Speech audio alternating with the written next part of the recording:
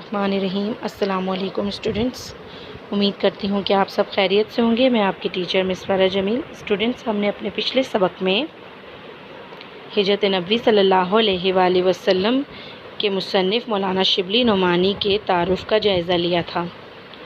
آج ہم اپنا سبق ہجرت نبوی صلی اللہ علیہ وآلہ وسلم شروع کریں گے، اور اس سبق کے اہم نکات میں آپ کو پاور پوائنٹ پریزنٹیشن کے ذریعے سمجھاؤں گی۔ امید کرتی ہوں کہ آپ کو بہتر طور پر سمجھ آئے۔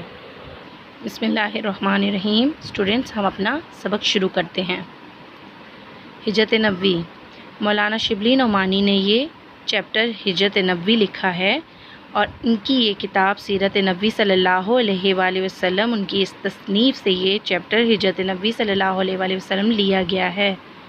مقاصد تدریس، ہجرت نبوی کے لغوی اور اصطلاحی معنی سے آگاہ ہونا یا آگاہی حاصل کرنا، طلبہ کو تبلیغ اسلام کی ابتدائی مشکلات سے آگاہ کرنا، ہجرت کے لیے مدینے کا انتخاب کرنے کی وجوہات سے آگاہ کرنا، ہجرت نبوی کی مختصر وضاحت کرنا۔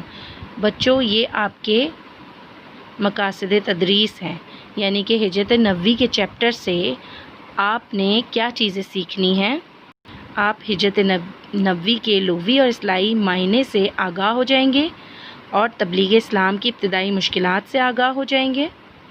اس کے ساتھ ساتھ ہجرت کے لیے مدینے کا انتخاب کیوں کیا گیا، وہ کیا وجوہات تھی، ان سے آگاہ ہو جائیں گے، اور ہجرت نبوی کی مختصر وضاحت کر سکیں گے۔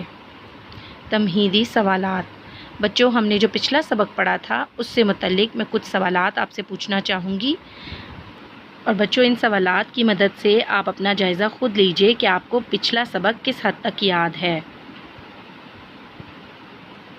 مولانا شبلی نعمانی نے لکھنؤ میں کون سا ادارہ قائم کیا؟ اسلوب بیاں کی دو خصوصیات بتائیے۔ اب آپ خود ذہنوں میں سوچئے کہ آپ کو اپنا پچھلا سبق کس قدر یاد ہے۔ آئیے بچوں، ہم اپنا سبق شروع کرتے ہیں۔ ہجرت نبوی صلی اللہ علیہ وآلہ وسلم باب نمبر 1 ہے، اور ہمارا یہ سبق نمبر 2 ہے۔ ہجرت کا لغوی معنی اور اصطلاحی معنی۔ ہجرت کے لغوی معنی ہے ترک کرنا اور چھوڑ دینا۔ شرعی اصطلاح میں اس کا مطلب ہے اللہ کی رضا اور دین اسلام کی سربلندی کے لیے اپنا گھر بار چھوڑ دینا اور ایسی جگہ چلے جانا جہاں آزادی کے ساتھ دین اسلام پر عمل کیا جا سکے، ہجرت کہلاتا ہے۔ بچوں، ہجرت سے کیا مراد ہے؟ ترک کرنا یعنی چھوڑ دینا، ایک جگہ سے چھوڑ کر دوسری جگہ چلے جانا۔ تو اس سبق میں بھی نبی پاک صلی اللہ علیہ وآلہ وسلم نے اللہ کے حکم سے مکہ چھوڑ کر مدینے کی طرف ہجرت کی، اور یہ ہجرت انہوں نے اپنی مرضی سے نہیں کی بلکہ اللہ تعالیٰ کی رضا سے کی، اللہ تعالیٰ کے حکم سے کی، تاکہ وہ دین اسلام کو زیادہ سے زیادہ پھیلا سکیں، اور اسلام کی سربلندی کے لیے انہوں نے اپنا گھر بار چھوڑ دیا اور مکہ سے ہجرت کر کے مدینہ چلے گئے، تاکہ آزادی کے ساتھ دین اسلام پر عمل کیا جا سکے۔ ہجرت نبوی سے کیا مراد ہے؟ نبی پاک صلی اللہ علیہ وآلہ وسلم نے نبوت ملنے کے بعد جب کھلم کھلا تبلیغ اسلام کا کام شروع کیا تو کفار مکہ نے آپ صلی اللہ علیہ وآلہ وسلم اور ان پر ایمان لانے والوں پر ظلم و ستم کے پہاڑ توڑ ڈالے۔ جب مکہ میں رہ کر تبلیغ کا کام مشکل ہو گیا تو نبی پاک صلی اللہ علیہ وسلم نے اللہ کے حکم سے مدینہ ہجرت کی۔ ہجرت نبوی سے مراد یہی ہجرت ہے۔ بچوں، جب آپ صلی اللہ علیہ وآلہ وسلم کو نبوت ملی تو آپ صلی اللہ علیہ وسلم نے اسلام کی تبلیغ کا عمل شروع کر دیا، اور جب کفار کو یہ پتہ چلا تو انہوں نے آپ صلی اللہ علیہ وآلہ وسلم اور ان پر ایمان لانے والے تمام مسلمانوں پر ظلم و ستم کرنا شروع کر دیے۔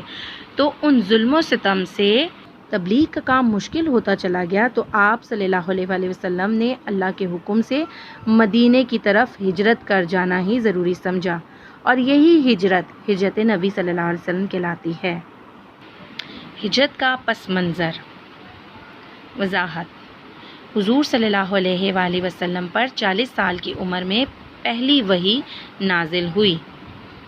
3 سال تک یہ کام رازداری سے جاری رہا، پھر اللہ کے حکم سے عام لوگوں کو اسلام کی دعوت دی۔ نبی پاک صلی اللہ علیہ وسلم کی مشکلات کا آغاز ہو گیا۔ جب نبی پاک صلی اللہ علیہ وسلم نے تمام لوگوں کو اسلام کی دعوت دینا شروع کی تو کفار نے ان پر مظالم ڈھانا شروع کر دیے اور آپ صلی اللہ علیہ وسلم پر ایمان لانے والوں پر بھی ظلم و ستم شروع کر دیے۔ تو پھر اللہ تعالیٰ کے حکم سے آپ کو مکہ سے مدینے ہجرت کرنا پڑا۔ اب مدینے ہجرت کرنے کی وجہ کیا تھی؟ اللہ کا حکم تھا۔ اللہ کا حکم ہوا آپ صلی اللہ علیہ وآلہ وسلم کو، تو آپ صلی اللہ علیہ وآلہ وسلم نے صحابہ کو بھی حکم دیا ہجرت کرنے کا۔ اب بات یہاں پر یہ سمجھنے کی ہے کہ نبی پاک صلی اللہ علیہ وآلہ وسلم کو جب اللہ تعالیٰ نے حکم دیا تو نبی پاک صلی اللہ علیہ وسلم نے خود سے ہجرت نہیں کی، اللہ کے حکم سے ہجرت کی۔ یعنی نبی جو بھی بات کہتے ہیں وہ خود سے نہیں کہتے بلکہ اللہ تعالیٰ کے حکم سے کہتے ہیں۔ اسی لیے صحابہ کے لیے بھی رسول صلی اللہ علیہ وسلم کی پیروی کا حکم ہوا، جیسا کہ سورہ الاحزاب کی آیت نمبر 61 میں، سورہ الاحزاب کی آیت نمبر 21 میں اللہ تعالیٰ کیا فرماتے ہیں؟ تم کو رسول صلی اللہ علیہ وآلہ وسلم کی پیروی کرنی بہتر ہے۔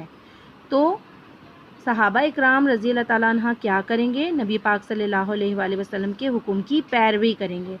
اور پھر مدینہ ہجرت کرنے کی کیا وجہ بنی کہ کفار کے ظلم و ستم بڑھ رہے تھے۔ تو بچوں یہ وجوہات تھی جن کی بنا پر مکہ سے مدینہ ہجرت کرنی پڑی۔ بچوں اس سبق کے اہم نکات کیا ہیں؟ حضور صلی اللہ علیہ وسلم پر 40 سال کی عمر میں وحی نازل ہوئی۔ 3 سال تک یہ کام رازداری سے جاری رہا، پھر اللہ کے حکم سے عام لوگوں کو اسلام کی دعوت دی۔ نبی پاک صلی اللہ علیہ وسلم کی مشکلات کا آغاز ہوا۔ جائزہ، مختصر سوالات۔ حضور صلی اللہ علیہ وآلہ وسلم پر پہلی وحی کب نازل ہوئی؟ وحی نازل ہونے کے بعد کتنے عرصے تک نبی پاک صلی اللہ علیہ وآلہ وسلم نے تبلیغ کا کام رازداری سے جاری رکھا؟ ہجرت سے کیا مراد ہے؟ بچوں آپ نے اپنی کاپی میں ان تمام سوالات کے جوابات لکھنے ہیں خود سے، جن کی تفصیلات سے آپ کو آگاہ کیا جا چکا ہے۔ اسٹوڈنٹ کل ہم انشاءاللہ سبق ہجرت نبوی پڑھیں گے اور ہجرت کی تفصیل جانیں گے۔ اپنا بہت خیال رکھیے گا۔ اللہ حافظ۔